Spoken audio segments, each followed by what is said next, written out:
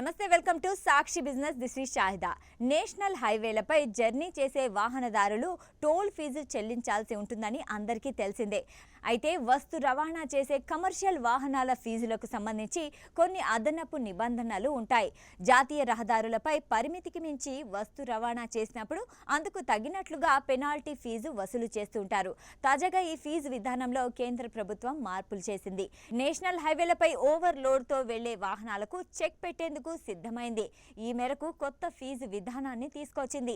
ఓవర్లోడ్తో వెళ్లే వాహనాలకు విధించే జరిమానాలను పెంచుతూ కేంద్ర రోడ్డు రవాణా రహదారుల మంత్రిత్వ శాఖ సవరించిన కొత్త నిబంధనలు ఏప్రిల్ 15 నుంచే అమల్లోకి వస్తాయని కేంద్ర ఉపరితల రవాణా మంత్రిత్వ శాఖ తెలిపింది.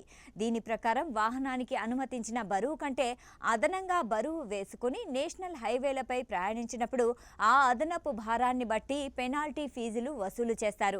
ఈ మేరకు జాతీయ రహదారుల ఫీజుల 4వ సవరణ నిబంధన 2026ని కేంద్ర రవాణా రహదారుల మంత్రిత్వ శాఖ నోటిఫై చేసింది.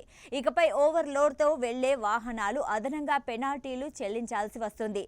అది ఎంత అదనపు లోడ్ అన్నది అనే అంశంపై ఆధారపడి ఉంటుంది.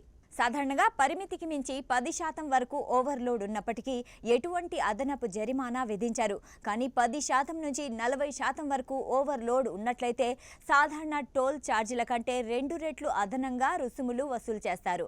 ఇక 40% అంతకంటే ఎక్కువ ఓవర్లోడ్తో వెళ్తే సాధారణ టోల్ రుసుము కంటే 4 రెట్లు అధికంగా విధిస్తారు. ఓవర్లోడ్కు విధించే పెనాల్టీలను ఫాస్టాగ్ ద్వారానే చెల్లించాల్సి ఉంటుంది. టోల్ గేట్ల వద్ద బరువు కొల్చే ధర్మా కాంటాల ఏర్పాటు లేకపోతే ఎలాంటి రుసుములు ఉండవు. అయితే బరువు కొల్చే డిజిటల్ కాంటాలను ఏర్పాటు చేయనున్నట్లు తెలుస్తోంది. లేని చోట ఎలాంటి ఫీజు ఉండదని అర్థమవుతుంది. రహదారుల భద్రతను పెంపొందించడం, రహదారి మౌలిక సదుపాయాలను రక్షించడం వంటి వాటి కోసం ఈ నిర్ణయం తీసుకున్నట్లు కేంద్ర రోడ్డు రవాణా రహదారుల మంత్రిత్వ శాఖ తెలిపింది. సాక్షి టీవీ ప్రసారాలను నిలిపివేయడం చట్టరీత్యా నేరం.